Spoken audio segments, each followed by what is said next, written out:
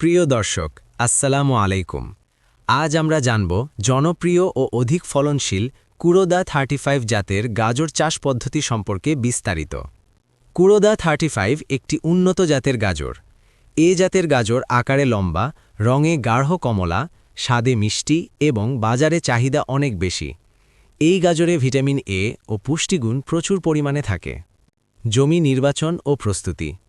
গাজর চাষের জন্য দোআঁশ বা বেলে দোআঁশ মাটি সবচেয়ে উপযোগী।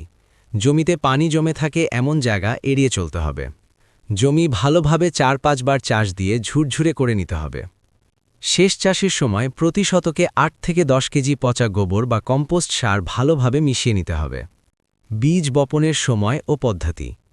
কুরোদা 35 গাজর চাষের উপযুক্ত সময় হল অক্টোবর থেকে নভেম্বর মাস। প্রতি শতকে প্রায় ৮ থেকে ১০ গ্রাম বীজ প্রয়োজন হয়। লাইন করে বীজ বপন করলে পরিচর্যা সহজ হয়। লাইন থেকে লাইনের দূরত্ব হবে ৮ থেকে ১০ ইঞ্চি এবং গাছ থেকে গাছের দূরত্ব হবে ২ থেকে ৩ ইঞ্চি। বীজ বপনের পর হালকা মাটি দিয়ে ঢেকে দিতে হবে এবং হালকা সেচ দিতে হবে। সেচ ও পরিচর্যা।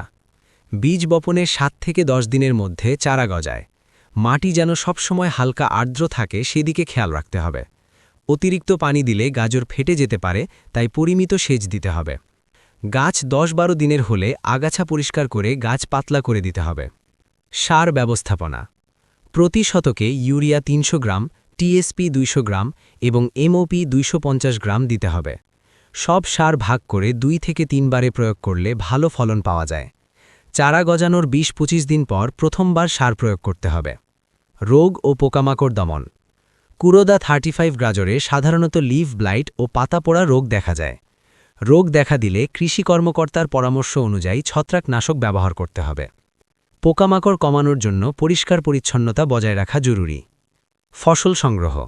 বীজ বপনের প্রায় ৯০ থেকে ১০০ দিনের মধ্যে গাজর উত্তোলনের উপযোগী হয়। গাজর পরিপক্ক হলে মাটি আলগা করে সাবধানে তুলে নিতে হবে।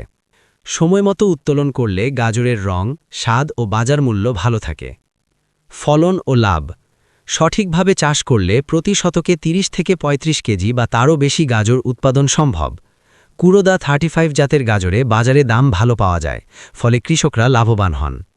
সঠিক পদ্ধতিতে কুরোদা 35 জাতের গাজর চাষ করলে অল্প খরচে ভালো লাভ করা সম্ভব। আপনারাও চাইলে এই পদ্ধতি অনুসরণ করে সফলভাবে গাজর চাষ করতে পারেন। ভিডিওটি ভালো লাগলে লাইক দিন, শেয়ার করুন এবং এমন কৃষি বিষয়ক ভিডিও পেতে চ্যানেলটি সাবস্ক্রাইব করুন। ধন্যবাদ।